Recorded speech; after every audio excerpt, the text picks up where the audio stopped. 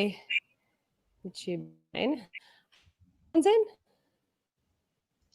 All right, so we're live. So welcome everybody. Thank you so much for tuning in. Anyone who's on Facebook or our YouTube channel, thank you for coming along and joining our chat. I'm here with Rebecca Audra Smith, who is a poet who is originally from Manchester, but based in London, I believe. And she's be running a workshop tomorrow. It's going to be the 6th. Is it the 6th? Yes, it's the 6th of 8 Rainbow Rights workshops that we've been running in October and November. So I invited her along today to just kind of have a bit of a chat about herself, about what to expect from the workshop. Also, unfortunately, her co-facilitator, Jess Rose, couldn't be here today, so we'll be speaking on her behalf also and finding out about what you've been up to. So yeah, we've got 4 people watching, so that's awesome. Thank you guys for tuning in. That's great. And anybody who's looking in the chat afterwards in future time. Also, if you do want to comment or you want to ask any questions or just give us like a fist bump, also can stick it in the comment wherever you are, and we hopefully see that. Yeah, so just to kick us off, how have you been getting on? How's it? I don't even know if I want to talk about COVID or lockdown or maybe or the election or any of those things. It feels like writing is maybe a place where we can get away from all that. So maybe I'll go way back and maybe you can tell us how you first got into writing and performing and doing poetry. Yeah, that's a nice nostalgic place to start, isn't it? How it all began. And that's also how we met, because it was the very first Stirred Poetry Night. I had seen you perform and I invited you to come and perform at our launch night of Stirred, which is an event myself and Anna Percy put on in Manchester, which I was a part of for 10 years. So that was amazing. And that was a feminist collective. And the idea was of creating a safe space for women to feel like the stage was theirs and talk about issues, read poetry on issues that are important to them. And it was great. We had themes. We had a Billie Holiday night. We had a Galaxies night, which I've been thinking about with putting on the workshop tomorrow. Actually, I'm going to put a Galaxies theme into the workshop tomorrow because that comes up a lot in some of the trans writers that I've been reading at the minute. So yeah, it's a bit about Stirred, the beginning of Stirred. And you're so right. God, that was about 10 years ago now, wasn't it? Yeah, it was. It was an entire decade ago. So that's intense. Do you remember that night, Kat? Was that probably like the time that I hitched around? Was that I think so. You were quite there. Yeah, probably. You were. I think we might have had to find somewhere to put you up that night, actually. Yeah. Probably. Yeah, for sure. I don't think there was any hotel budgets. No. Yeah. I think it was the time that I hitched to like about 10 different places and perform poetry and all the different. So committed. At that time, so like that's the thing. Yeah, poets the punk. Back in the day, like I was living in a squat and I was like, doing my poetry thing, and no one was paying me any money for it. I was just using my thumb, the power of the thumb. So it's, I think that's the part of starting out as well, isn't it? And part of maybe being 25 broke and just trying to do whatever you can do to kind of make it work as an artist wherever you might be, which is no easy thing, right? Especially in London. Well, Manchester's a really cozy place, I feel, for a startup poet. It's really accessible because you can literally walk across the centre within an hour. You can walk across Manchester, so you can hit all the different points, and it's such a creative scene. People are always coming up with new ways to express themselves. I feel like it's such a creative town. Like there was a drag king scene that I was a part of for a little bit. That was really, really awesome. Although London's got the bigger diversity thing going on. So as soon as you come to London, there's just so many more people. It's so much more diverse. So there's like the exciting adventure of London. I've been going to, in lockdown, different events. Do you know the Meetup platform? Yes, I do. Mm-hmm. Yeah. Do you use it in KL? Not so much, but I am aware of it, I guess. But there are some people who, yeah. It's really popular in London, and there's so many. It's really fascinating because you can have so many different specific groups. So there's an event on this Sunday that's Femme for Femmes, Femme for Femme dating. So it's like quite rare that you'd have enough Femme for Femmes in one place. So I feel like that's quite specific to London. Yeah, and I've been to an event that was about queer women who are interested in parenting, and that was really cool as well.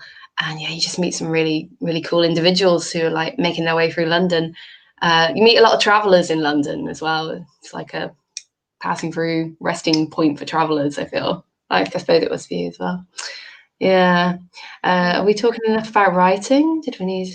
Yes, I know. I'm like, where were we again? So I'm really excited to be able to bring you virtually to Kuala Lumpur. I think that is the thing about this time, is sort of for the first time in my adult life, I haven't been, able to go to stages. I haven't been able to go from place to place, and now there's this opportunity where we can bring people from all over the world. Well, from the UK, from originally from Hong Kong, people from Singapore, Canada, to join in with the Rainbow Rights program that we're doing. And it's this way that we can virtually travel, that we can connect. And so I wanted to find out a little bit more about what people can expect from the workshop tomorrow, and encourage people to sign well. So maybe you want to tell us a little bit about that. Yeah, the workshop is myself and Jess running the workshop. So Jess Rose is a DJ, performer, activist, and she's based in Manchester, and I'm currently based in London, but we're keeping the relationship alive. And yeah, I asked Jess to join me in hosting it, as I wanted to create a trans inclusive but also trans central space. So wanted to have trans voices at the center of the activities that we do. The poets that we'll be reading are trans poets and non-binary poets. And yeah, I wanted to create a space that was about that. That was kind of a reaction to everything that was happening with the Gender Recognition Act in England, and feeling like, as a kind of lesbian ally to that cause, I wanted to create this space that would be comfortable for people, and that's overtly about being comfortable for them. But the workshop is just generally open as well to everyone, allies and others. And yeah, it's hopefully going to be really fun. We've run it. This is every time I do a workshop, I always amend it a little bit, but we've done some of the exercises before. One is a poem by Joshua Jennifer Esperanza, and it is called "The Moon is Trans," and we'll be responding to that. Do you know it? Yeah, I know. Yeah, and that's feeding into like the galaxy theme a little bit as well, that I'm kind of interested in at the moment. So that should be really good. Yeah. Awesome. I'll stick a little link up to that poem in the comments. Yeah, it's a great poem. Go and check it out. Yeah. Let's think about positive things about the pandemic. And one of the things that I was able to do was go to an Arvon course, which is great. writing organization. And it's usually super expensive. And as we heard from my hitchhiking journey earlier, I don't like spending money, but because it was online, it was a little bit cheaper, and it was wonderful. And that poem came up in that as well. And that's also how I got introduced to Mary Jean Chan. I love Mary Jean Chan. Oh my god. Yeah. And I was really lucky that I got to go to that workshop. That was a whole week as a participant and experience what it was like to be in a workshop again, because I was so privileged in London to be able to attend workshops. Many of them were free, probably because I was still under 30, and which our workshop is free if you're based in Malaysia and you're a woman under 30, or if you're trans and non-binary of any age. And I just felt like I really wanted to make the opportunity to workshop, to be with other writers, to be with other creatives, to be with other queers. I wanted to give that, make that possibility happen, make that community happen in this virtual way, you know, and make excited. it accessible as well. I know I got so excited and knocked over my microphone. Gesticulating. I'm a big gesticulator also. Yeah, I did exactly the same thing of joining an Arvin workshop. I didn't do a whole week one, but I did a 1 day one. And I also did a queer literature or queer theory and short story writing course with a London Lit School, I think it was called. Yeah, so like even though there's shutdown of so much, it's created space for these virtual and creative spaces to flourish, and I suppose just also made space in our own heads to make room for that kind of relationship with writing again, that's like workshop based. And yeah, I've really loved doing this workshop, and workshops are so good. You get this like insight into the way other people think and their individuality and how they express themselves, that just feels really valuable. It just reminds you how amazingly diverse people are and how there are so many good, crazy people out there, which is really nice to remember. Yeah, I love that kind of instant moment of connection you create in workshops and hearing people's words. And I also love that I feel like anyone can do a writing workshop who has pen and paper. It's like really accessible in that way. It's like, as opposed to maybe like playing an instrument or something that you kind of need money and expertise and access to resources. I feel like writing it's so accessible. It's like, yeah, I love that about writing. It's like instant gratification, just pen on paper, and you can begin.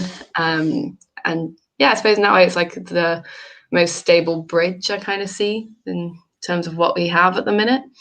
But I'm a big wordy person. I can talk a lot about words. And yes, I like words. Words are important. Yes. Yeah, for sure. Yeah, and I think it's really important to have that community as well, to have people to bounce ideas off and share things with. I love your community.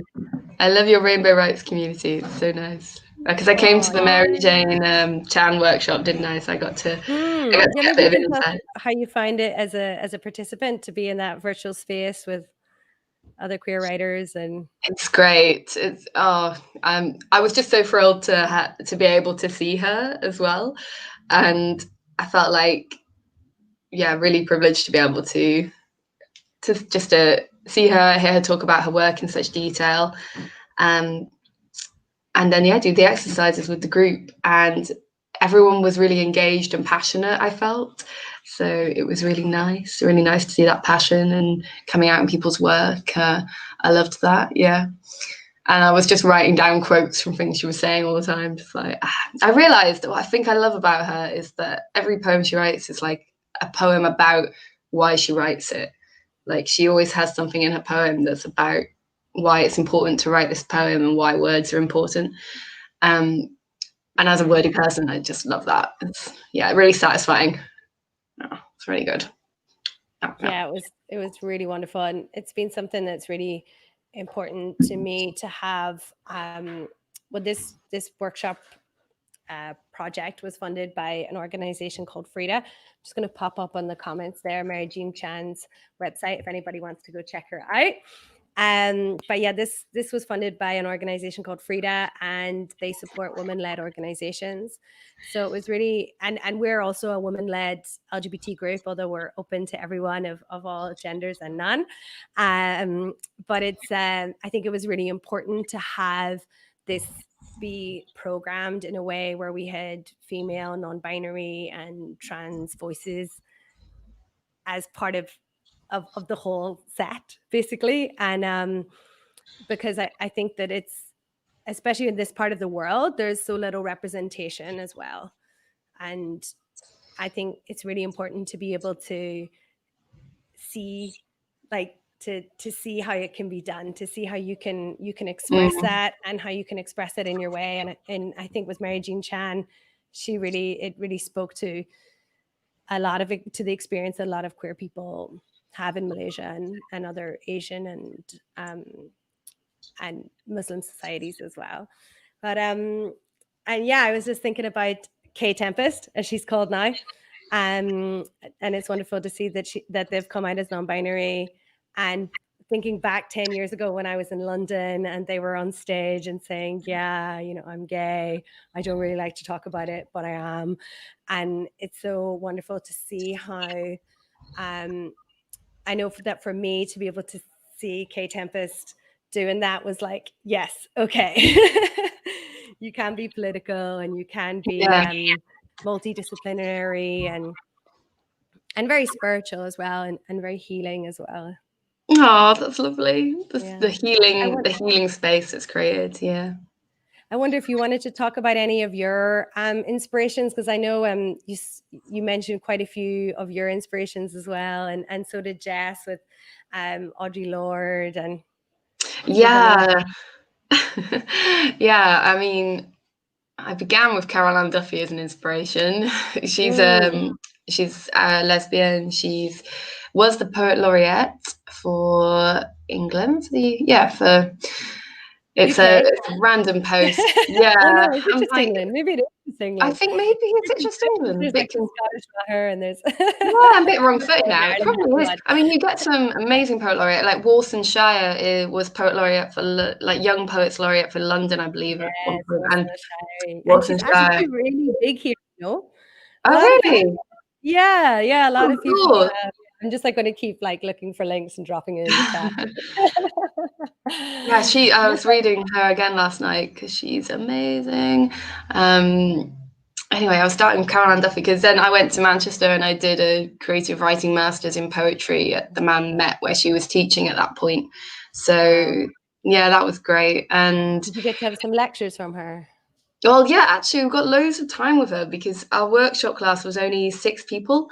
And so it ended up loads of like really intimate classes with Caroline Duffy. It was like some kind of fluke in the system because there were only 2 part-timers on that course and I was one of them. And then everyone else, I think, was full-time. Oh, no, it was the other way around. We were full-time. Everyone else was part-time. And so, yeah, just quirk of fate, it ended up sometimes just like 3 of us and Caroline Duffy. So that was really like, yeah, everything I wanted. It was great. Yeah, it was really good. I like that. That was great. That was a good time. And then, I mean, through that course, you get to read so many writers, which is brilliant. I mean, I think I always frame my inspirations thinking about kind of the journey of women with words. So I would definitely put Sylvia Plath in there as well. Just some of her rhythms and cadences in her pieces are so inspirational. And they kind of remain with you, I think, as a writer, and they kind of influence your writing choices later on. And recently I'm obsessed with Ocean Vuong. Don't know if you've heard of Ocean. Yes, I have. Also came up in the Arvon queer poetry workshop. Oh, they were hitting all their points. Yeah, I'm really obsessed with Ocean Vuong at the moment. I'm also trying to just generally read like more kind of emerging poetry, I guess. I'm just looking around for my recent ones that I've got. So I've got Butcher's Dog at the minute, which is like a little English press. I've got a couple of them, so talking about them. And then I've got this is just like a 24 poets. It's Northern based. Oh, it's got Rosie Garland, Northern writer Rosie Garland in this one. She's amazing. There's a name I recognise on that list.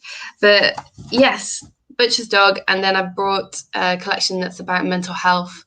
I can't remember the publisher now. That's downstairs. But yeah, just generally reading a lot. Especially with lockdown going on, and reading more. I've taken up PUBG, so I'm glad to hear that. Oh yeah, you were just saying, weren't you? You're dreaming about it. Like put aside the PUBG. But I think that's the really lovely thing about having this workshop time as well. Like for me personally, I've just really enjoyed having these 2 hours every Sunday. Okay, dedicated to my writing, and then looking back over what I've written during the week. Yeah. And editing it a bit and trying to like keep on top of it. And then also what's been wonderful is that I've been using it in my class. So I'm a full-time English teacher. So I've also been it's a professional development for me, which is wonderful. Great. Like, okay, I'll have that because I feel like a little bit stagnated in my teaching practice and in my writing practice. So it's so wonderful to get this weekly hit, you know? Yeah. All right. That brings us up to 7:20. You know, it's so funny at the start. You're like, what are we going to say for 20 minutes? And then by the end, you're like, we better wrap this one up. I was like that. So, so I just wanted to mention the fundraiser that I believe Jess Rose is doing. That's it's Trans Mutual Aid. It's a Manchester-based organisation, and it's affiliated with the Queer Family Tea. They're fundraising for it at the minute. It's a really sweet, sober space. And if you would like to donate, that link is there. Thank you. Awesome. Well, thank you so much for joining me today and giving up your Saturday morning. And time for pancakes. Yes, pancakes. That's a good Saturday breakfast. Even though I don't know if all the days just kind of merge into one at this point. But but if anybody does want to sign up, just follow. I'll just pop the link up here. Actually, I'll put it in the it's bit.ly/or/be-rights. So you can just sign up there. We've got after the trans rights, free rights on tomorrow. We've got a little break for Deepavali, and then we're going to come back with Shireen Mullah, who is a playwright, and then Malaysian Veshelina Naidu is going to finish us off. So please do join us if you can. If you want to know any information, just get in touch some way. I'm sure you'll figure it out.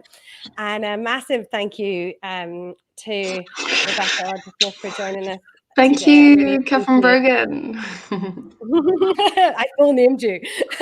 Oh, yeah. All the better to Google you with. All right. Well, thank you so much. And we'll see you tomorrow.